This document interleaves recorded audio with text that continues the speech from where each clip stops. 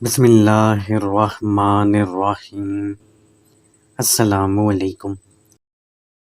حضور اکرم صلی اللہ علیہ وآلہ وسلم پر وحی لانے والے فرشتے حضرت جبرائیل علیہ السلام تھے۔ جب بھی اللہ تعالیٰ نے قرآن پاک کی کوئی آیت حضور کریم صلی اللہ علیہ وآلہ وسلم پر نازل فرمانی ہوتی تو بذریعہ وحی نازل فرماتے، اور یہ وحی حضور کریم صلی اللہ علیہ وآلہ وسلم کے پاس حضرت جبرائیل علیہ السلام لے کر آتے تھے۔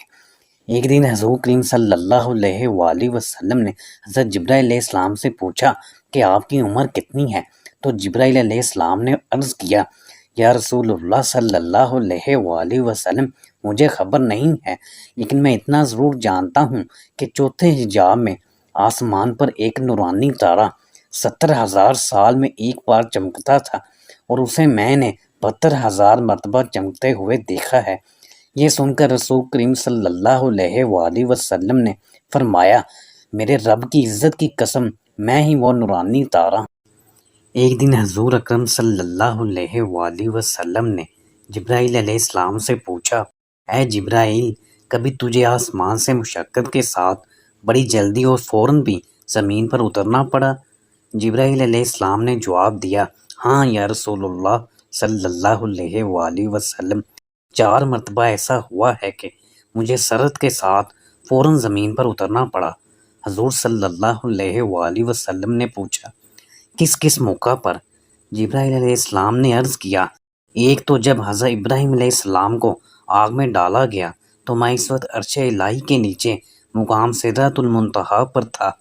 مجھے حکم ہوا، جبرائیل میرے خلیل کے آگ میں پہنچنے سے پہلے فوراً خلیل کے پاس پہنچو۔ چنانچہ میں بڑی سرعت کے ساتھ اس سے پہلے کہ وہ آگ میں پہنچتے ان کے پاس پہنچ گیا۔ اور دوسری بار جب حضرت اسماعیل علیہ السلام کی گردن اطہر پر حضرت ابراہیم علیہ السلام نے انہیں ذبح کرنے کی خاطر چھری رکھی تو مجھے حکم ہوا کہ چھری چلنے سے پہلے ہی زمین پر پہنچو اور چھری کو الٹا کر دو۔ چنانچہ میں چھری چلنے سے پہلے ہی زمین پر پہنچ گیا اور چھری کو چلنے نہ دیا۔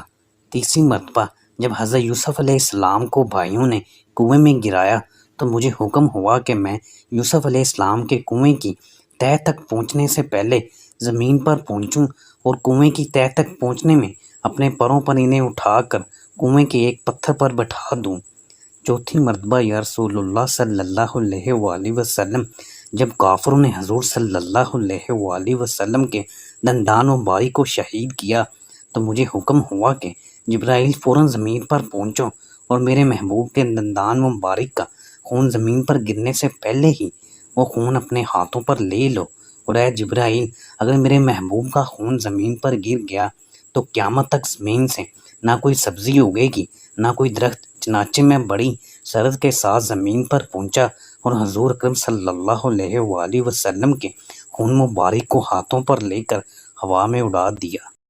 ویڈیو کو لائک بھی کر دیا کریں اور ہمارے چینل کو سبسکرائب بھی کریں اور گھنٹی کے بٹن کو پریس کر دیں تاکہ ہماری آنے والی ہر نئی ویڈیو کی نوٹیفیکیشن آپ کے پاس سب سے پہلے پہنچ سکیں۔ شکریہ، اللہ حافظ۔